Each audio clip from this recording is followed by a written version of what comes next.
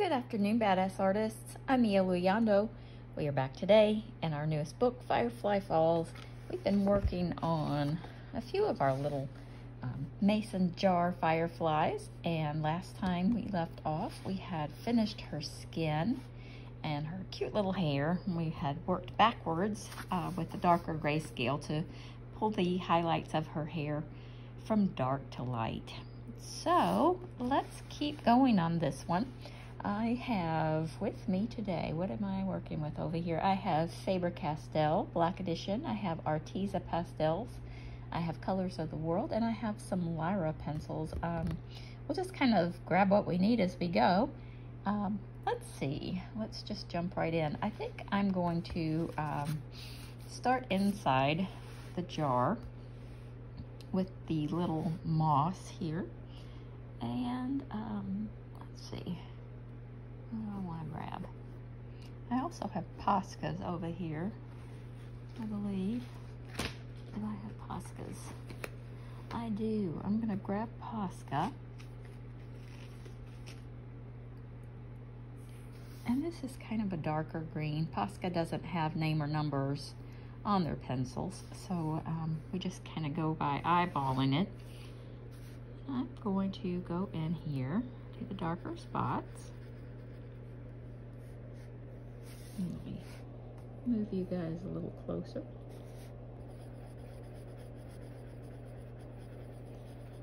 This is kind of a brighter emerald, kind of deeper green. I'm going to add the little mossy bits.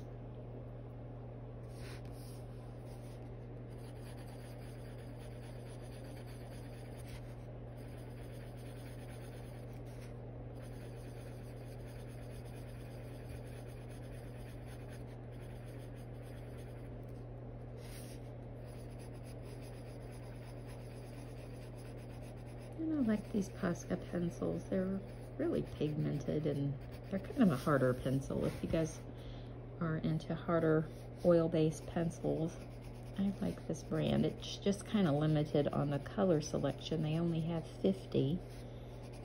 I wish they would kind of expand it. But so far, no dice. They are not biting, even though I've told them I would really appreciate it if they did, but they're not budging. Maybe if more of us tell them to expand the line, but they're not going to do it just because of me. Actually, all joking aside, they are made by the same company, obviously, Posca, that makes the markers, and the parent company is Mitsubishi, and they have kind of an off-brand pencil called Uni, I believe, and they have a set of 100 pencils, and I'm thinking they might be the same. I'm looking into that a little deeper. You know how that, again, I'm usually suspicious that every brand of expensive pencil out there is also, there's also a generic brand that's the exact same thing, and I'm always looking, I'm always on the hunt for it.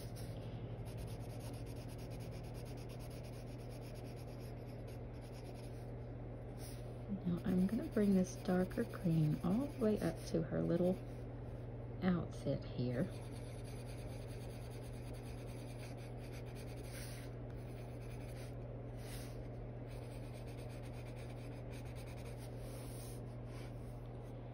And while I've got this color out, I'm going to just touch here and there on these rocks. I guess this is more like a stump. But it's definitely moss covered. And I'm going to add this color in.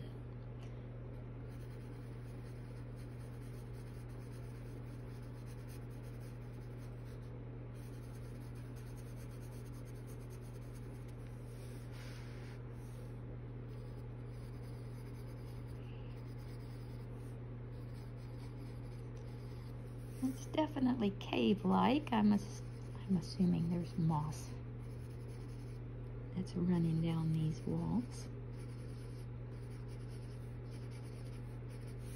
And like I said, I'm not overdoing this color. We're going to go in with other colors, obviously. This kind of luminous, mossy color. Just sort of adding it here and there for now.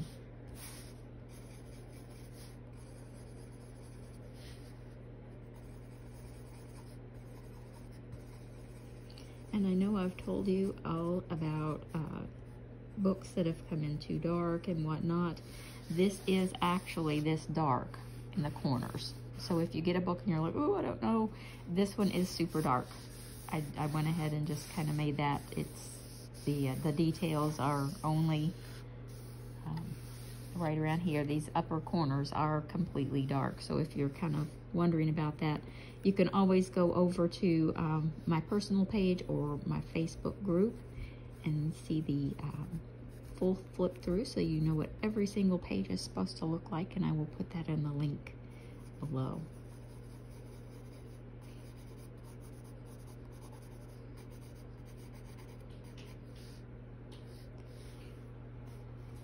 Okay, I'm gonna put this one back and grab a different kind of sort of an army green, military green. Well, that's kind of more chartreuse. It's a light, we'll say light army green. I'm gonna cut and kind of work my way over that.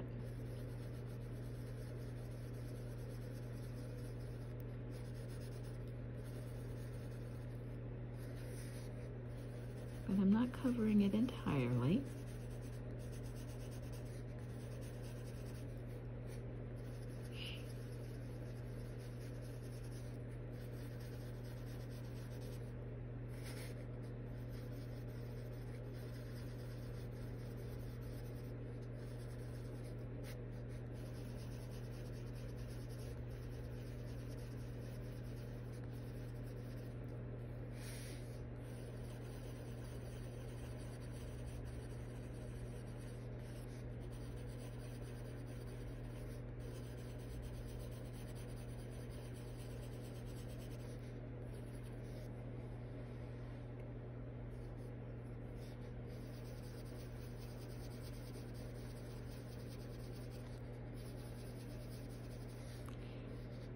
What we're kind of doing is sort of adding, you know, texture to the grasses and mosses, and there's always a lot of different colors that are in the ground, and we're just sort of building that up.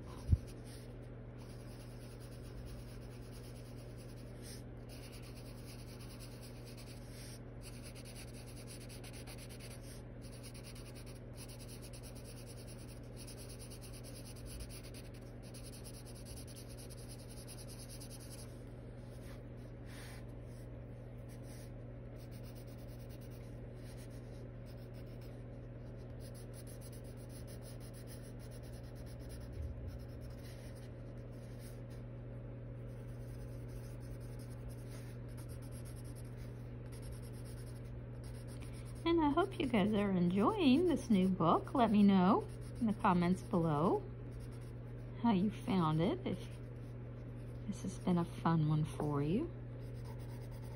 And I would love it if you guys would come over and join the Facebook group and show me your colorings. I enjoy seeing what you guys come up with as far as color schemes and all those good things. So it's always nice to see what you've been working on. I also think I'm going to add just a tiny bit right here on the edge. And this is sporadic. It's just kind of, there's no method to this madness. I'm just kind of putting colors, you know, kind of adding it here and there.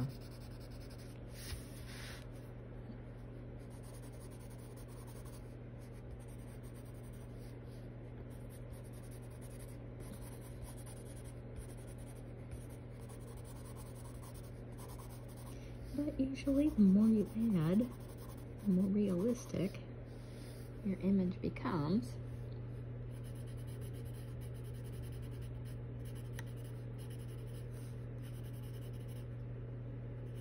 And don't be afraid to work right up into that grayscale, that really dark stuff, because you know, the lighter your pencil, the more it's really going to show up.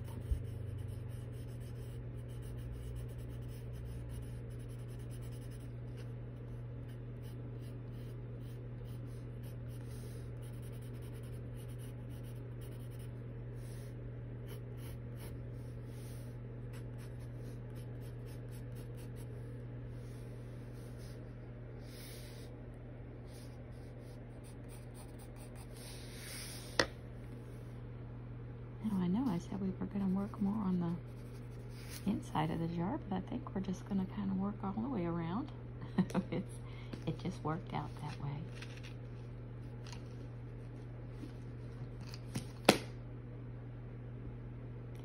Now I'm looking for kind of a bluish lavender, and there are a lot of those colors in, oh, I just pulled the wrong one out, in the Arteza. But since I've already gotten the Poscas out, this color, it's kind of a purplish bluish gray. And then I also got this one, which is definitely more lavender. But before I put that really bright lavender in, I'm gonna go over here where this mist from the waterfall is falling.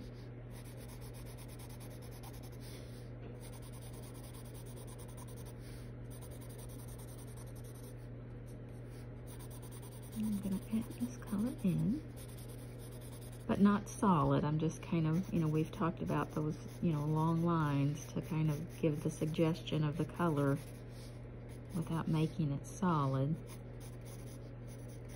Now the glass is going to show the water in a distorted way. You're going to see the color more than anything. So you want that definitely to be in the background, the color.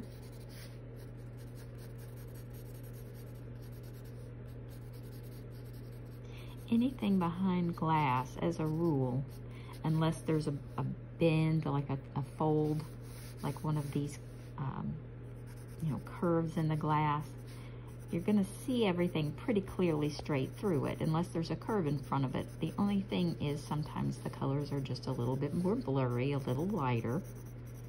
But if you're looking at something all the way through the glass on the other side, and you've got 2 layers of glass, you're going to get a much blurrier effect and a much lighter effect on the other side of that. I hope that makes sense, but we'll press on, and hopefully as we do this picture and other pictures of glass in this book, that'll make a little more sense. Now I'm going to switch over to this more lavender color, and the reason I'm sticking with, you know, this set and not jumping back and forth from this to the Arteza is I know a lot of you don't have all of the pencils at home. The colors are easily substituted, but you know, I'm gonna make sure you guys feel comfortable.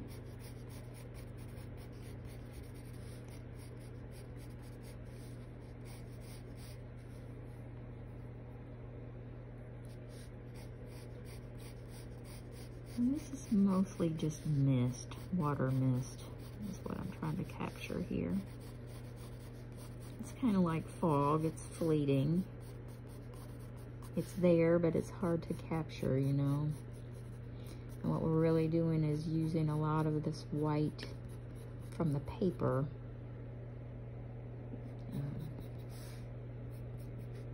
To give us this kind of foggy, misty, watery effect. So we're just kind of following the waterfall. We're following the direction of the water. And just kind of running alongside of that with this lavender color.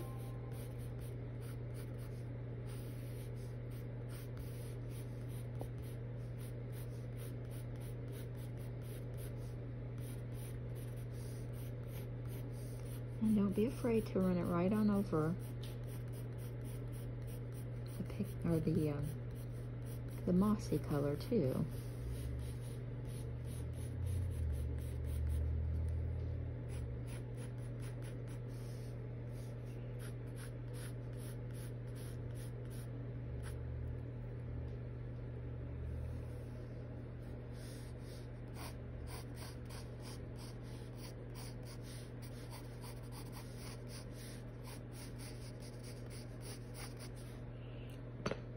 Now I am going to get kind of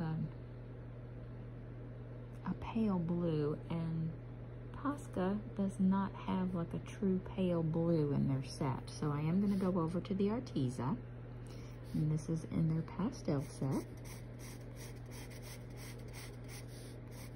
I'm going to add a little more to this.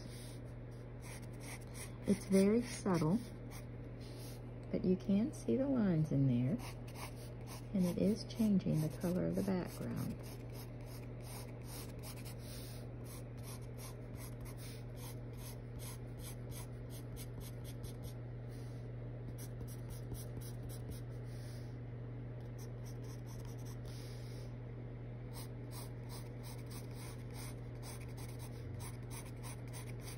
You just have to make sure that everything stays, you know, not really symmetrical. That's not really the word we're looking for, but everything has to stay balanced. You know, if you've got color all around the glass, then it stands to reason that the glass too is going to be the same color, because you're looking through it, you're looking all around it, and it's also reflecting the colors that are around it. So those colors are going to definitely be in it.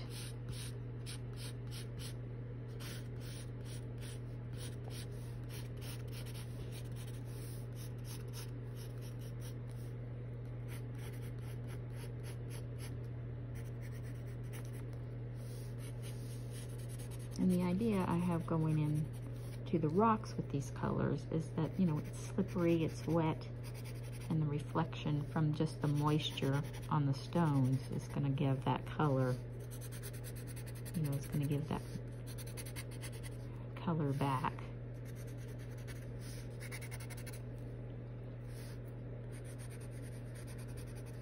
That kind of rocky, wet, rocky, sort of slippery feel. And these are kind of little leaves over here. We'll go back and add some color to them in a minute.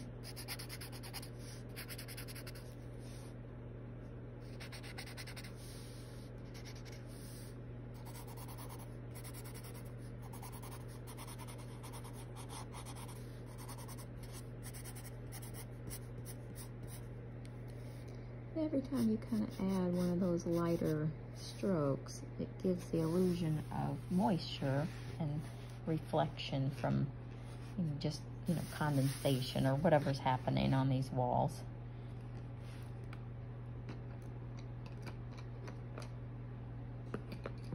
Okay, next, let's work on her little outfit for a second before we go too much further. And I was thinking, we've kind of got a lot of blue in the reflections, so let's kind of press on with some blue colors here. And just grab these out so I don't have to keep reaching over. I've got them kind of tacked down. There we go. Oh, is that the one I want? Yep. So I'm going to start with kind of this royal blue color. And I'm going to go around the seams.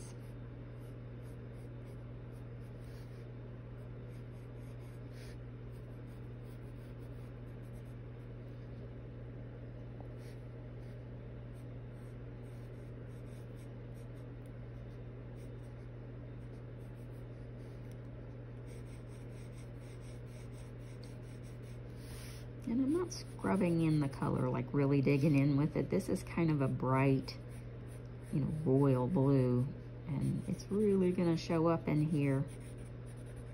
So I'm just kind of, you know, adding it kind of sparingly right now. We can always go back in and darken it up if we feel like we need some more. But we don't want to, you know, I don't want to like totally take away from her cute little face either. Now I'm going to use this kind of aqua color.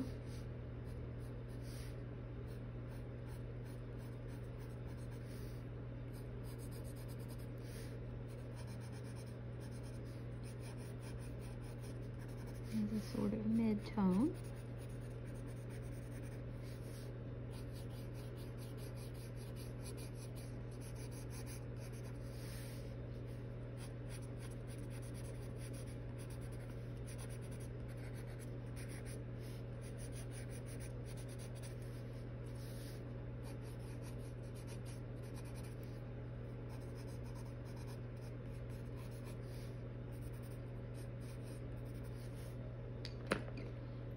And I'm gonna go back over to the Arteza set to get a super dark, or super light aqua blue.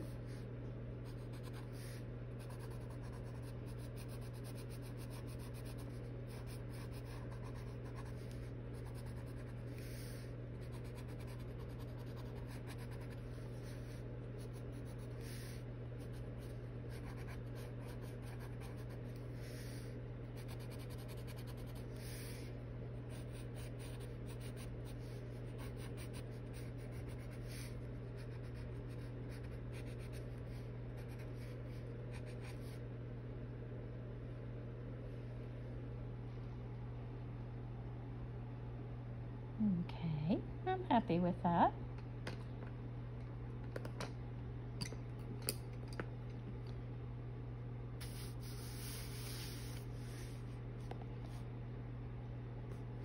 And now I'm going to get kind of a brown color. And this is Posca again. And I'm going to work my way into these rocks here. Now, I'm not completely covering.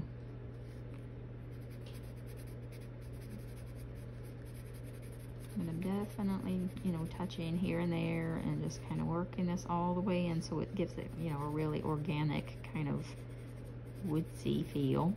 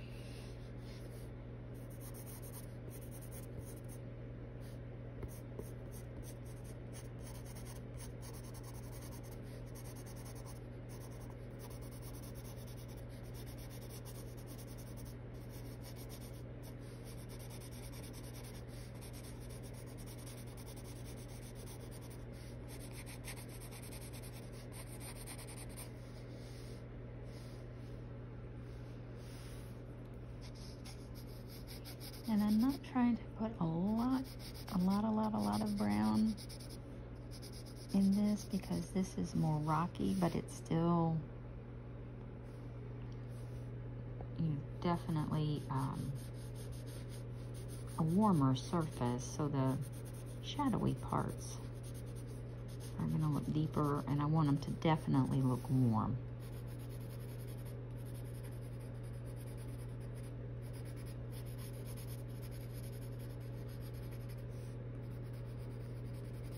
Because one thing about grayscale, you can go back over it with a gray color, but it doesn't always look,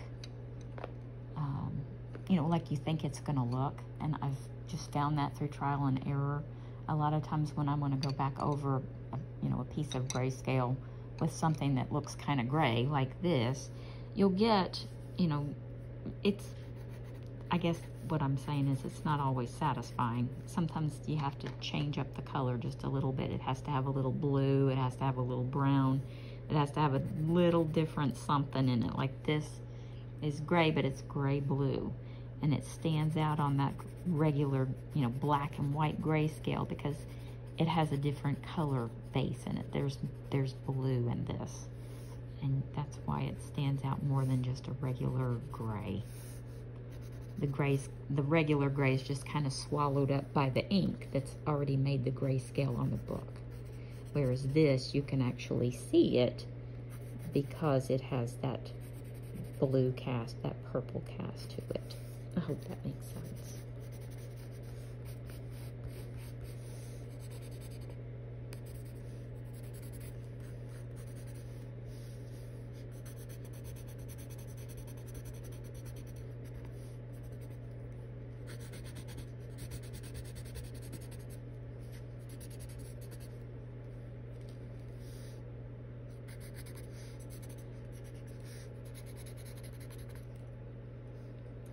Now on these, I'm just kind of trying to, you know, smooth in that brown color. I don't want it to be aggressive, for lack of a better word. I want it to kind of just settle into those spots nice and soft. And this kind of tones it down a little bit.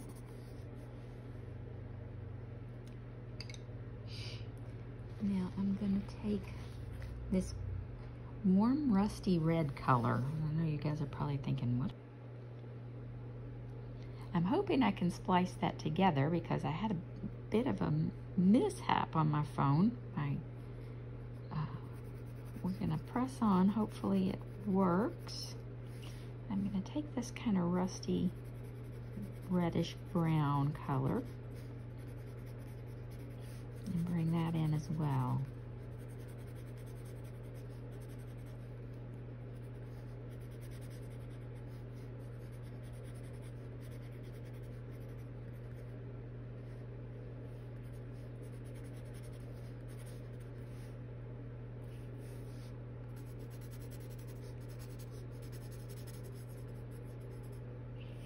Kind of a, you know, sort of red mossy, maybe little flowers that we just can't see or something, but it breaks it up. It breaks up that green and red are opposing colors, so your eye starts to go back and forth, and it's a visual appeal.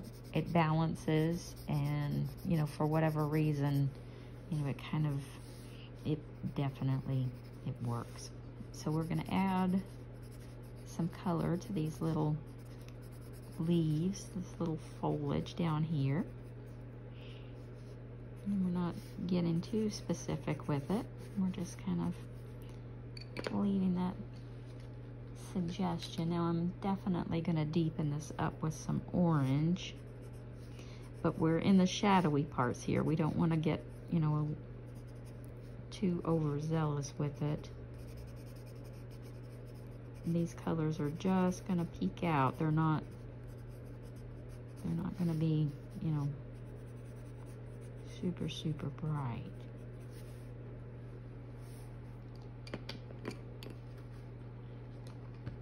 And we can go back in with that darker green from the very beginning.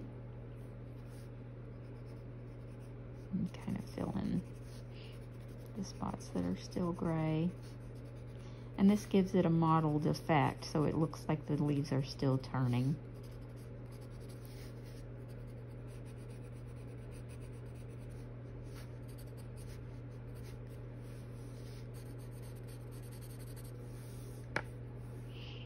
And I'm leaving this because it is, you know, rock, and it's supposed to, you know, look stone-like. So we'll leave that for the moment. Now I'm going to get kind of a golden yellow color. This is in the Arteza set, and I'm going to kind of go around this little bowl.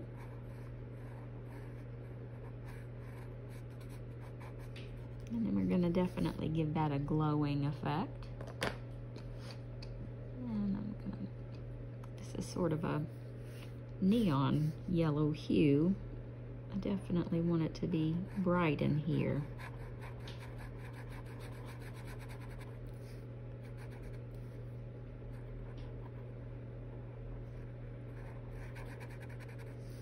Now, she has that glow against her skin, so I'm adding this color as a reflection because she is a little firefly.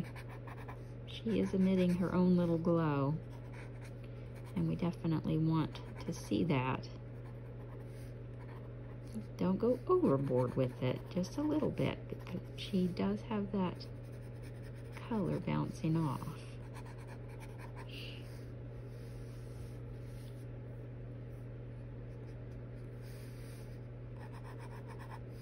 And it is an underlighting, so the light will come up from underneath.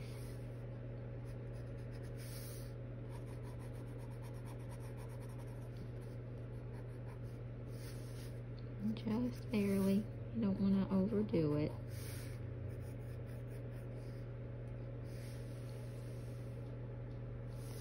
Okay, that kind of adds about 4 minutes onto the other. I hope I can splice these two videos together. If not, then I'll just post this one separately. I don't know what happened. I don't know, I probably fumbled it and hit something wrong and it stopped the other one. But this is the end of that video. When we come back next time, we will finish the lightning. We'll finish the glow effect behind her where all this little lightning is. We'll do the metal lid and we'll do her eyes and we'll call this one done. Okay, everybody? If this was helpful, please consider giving me a thumbs up. It helps other people who are looking for videos like these find us so they can hang out, become a badass artist too. Okay, everybody, I'll see you next time.